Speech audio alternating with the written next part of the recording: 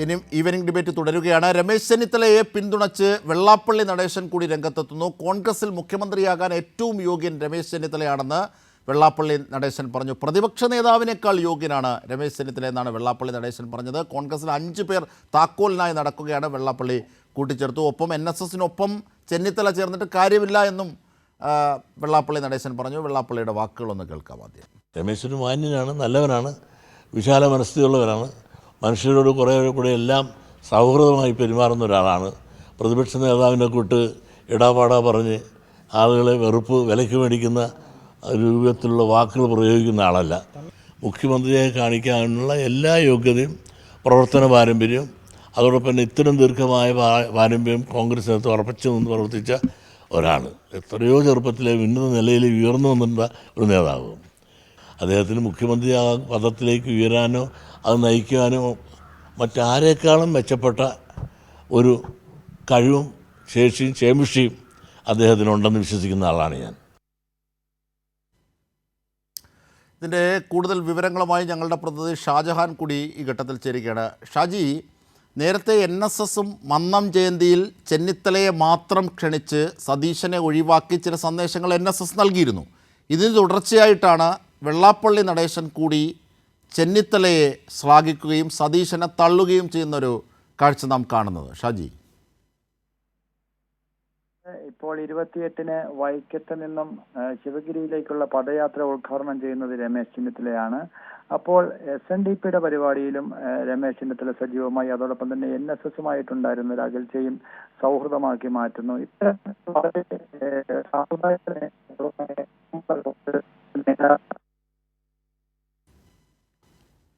ഇല്ല ഷാജി, ടെലഫോണിന് എന്തോ പ്രശ്നമുണ്ടെന്ന് തോന്നുന്നു. ഞാൻ ഷാജിയിലേക്ക് എത്താം. ഈ NSSൻ്റെ വിവരങ്ങൾ കൂടി ഈ ഘട്ടത്തിൽ നമുക്കൊന്ന് ചേർക്കാം. മന്നം ജയന്തി ആഘോഷത്തിലേക്ക് പ്രതിപക്ഷ നേതാവിനെ ക്ഷണിക്കാതെ, അതായത് VD സതീശനെ ഒഴിവാക്കിക്കൊണ്ട് രമേശ് ചെന്നിത്തലയെ ക്ഷണിക്കുകയാണ് NSS നേരത്തെ ചെയ്തത്. മന്നം ജയന്തി ആഘോഷത്തിൽ മുഖ്യപ്രഭാഷകൻ്റെ റോളാണ് ചെന്നിത്തലയ്ക്ക് നൽകിയിരിക്കുന്നത്. സതീശനെ തങ്ങൾ അംഗീകരിക്കുന്നില്ലെന്ന സന്ദേശം കൂടി NSS ഈ ഘട്ടത്തിൽ കോൺഗ്രസ് നേതൃത്വത്തിന് നൽകുന്നുണ്ട്. ആ റിപ്പോർട്ട് കൂടിയൊന്ന്, സനോജ് സുരേന്ദ്രൻ്റെ ആ റിപ്പോർട്ട് കൂടിയൊന്ന് നമുക്ക് കാണാം. നേരത്തെ മുതൽ VD സതീശനോടുള്ള എതിർപ്പ് NSS ഇപ്പോഴും തുടരുകയാണ്. ഇതിന്റെ ഭാഗമായിട്ടാണ് സതീശനെ ഒഴിവാക്കി രമേശ് ചെന്നിത്തലയെ മന്നം ജയന്തി ആഘോഷത്തിലേക്ക് NSS ക്ഷണിച്ചിരിക്കുന്നത്. ഇതിലൂടെ സതീശനെ അംഗീകരിക്കുന്നില്ലെന്ന പരസ്യ പ്രഖ്യാപനമാണ് NSS നൽകുന്നത്. പരിപാടിയിൽ പങ്കെടുക്കുമെന്ന് രമേശ് ചെന്നിത്തലയും വ്യക്തമാക്കി. NSS general secretary Shri G. Sukumaran Nair എന്നെ ചടങ്ങിലേക്ക് ക്ഷണിച്ചു. സന്തോഷപൂർവ്വം ഞാൻ ചടങ്ങിൽ പങ്കെടുത്തു. അത് എനിക്ക് എന്നെ ക്ഷണിച്ചതിൽ അവരോട് എനിക്ക് പ്രത്യേകം നന്ദി. അങ്ങനെ ഇപ്പം എന്നും വഴക്കിട്ട് നിൽക്കേണ്ട കാര്യമൊന്നുമില്ലല്ലോ. എല്ലാവരുമായിട്ട് യോജിച്ചു പോകാനുള്ളതാണല്ലോ നമ്മുടെ സമീപനം. ഇഷ്ടമുള്ളവർക്ക് ക്ഷണമുണ്ടാകുമെന്നായിരുന്നു K. മുരളീധരന്റെ പ്രതികരണം. അതല്ലാതെ അവർ ഓരോ വർഷവും ഓരോ ആളുകളെയാണ് മുഖ്യാതിഥിയായിട്ട് ക്ഷണിക്കാറ്. ഇപ്പോൾ NSSൻ്റെ പരിപാടിയിൽ ഓരോ വർഷവും ഓരോ ആളുകളെയാണ് മുഖ്യാതിഥിയായിട്ട് ക്ഷണിക്കുക. ഇപ്പോൾ ഒരു വർഷം ക്ഷണിച്ചാൽ അടുത്ത വർഷം ക്ഷണിക്കാറില്ല. എന്നാൽ ചടങ്ങിൽ എല്ലാവർക്കും പങ്കെടുക്കാം. ഞാൻ 90 ജനുവരി 2 ഞാനും പങ്കെടുത്തില്ല, MP ആയ ഉടനെ. എല്ലാവരും പങ്കെടുത്തിട്ടുണ്ട്. കോൺഗ്രസിൻ്റെ ഒട്ടുമിക്ക നേതാക്കന്മാരും അതിൽ പങ്കെടുത്തിട്ടുണ്ട്. പാർട്ടി പിടിക്കാനുള്ള സതീശന്റെ നീക്കത്തിന് തിരിച്ചടിയാണ് NSS നിലപാട്. കോൺഗ്രസ് സംഘടനാ തെരഞ്ഞെടുപ്പിൽ ആധിപത്യം ഉറപ്പിക്കാൻ സതീശൻ നീക്കം തുടങ്ങിയിരുന്നു. ഇതിനെതിരെ K. സുധാകരനും രമേശ് ചെന്നിത്തലയും ഉൾപ്പെടെയുള്ള നേതാക്കൾ മറുവശത്ത് സംഘടിക്കുകയാണ്. ഇതിനിടയിലാണ് NSS സതീശനോടുള്ള വിയോജിപ്പ് പരസ്യമായി പ്രകടമാക്കുന്നത്. വിവിധ ബ്യൂറോകൾക്കൊപ്പം സനോജ് സുരേന്ദ്രൻ, കൈരളി ന്യൂസ്, കോട്ടയം. തീർച്ചയായും സനോജ് സുരേന്ദ്രൻ കൂടി ഈ ഘട്ടത്തിൽ ചേരുകയാണ്. സനോജ് സുരേന്ദ്രൻ, നേരത്തെ ഷാജഹാൻ ആലപ്പുഴയിൽ നിന്ന് നൽകിയതുപോലെ SNDPയും അത്തരത്തിൽ ചെന്നിത്തലയെ പിന്തുണയ്ക്കുന്നു. അവരുടെ പരിപാടിയിലും ചെന്നിത്തലയ്ക്ക് സ്വാഗതമരുളുന്നു. അതുപോലെ തന്നെ NSSും നേരത്തെ തന്നെ മന്നം ജയന്തിയുമായി ബന്ധപ്പെട്ട് ചെന്നിത്തലയെ മാത്രം ക്ഷണിക്കുന്നു. ഇതൊക്കെ നൽകുന്നൊരു സന്ദേശമുണ്ട്.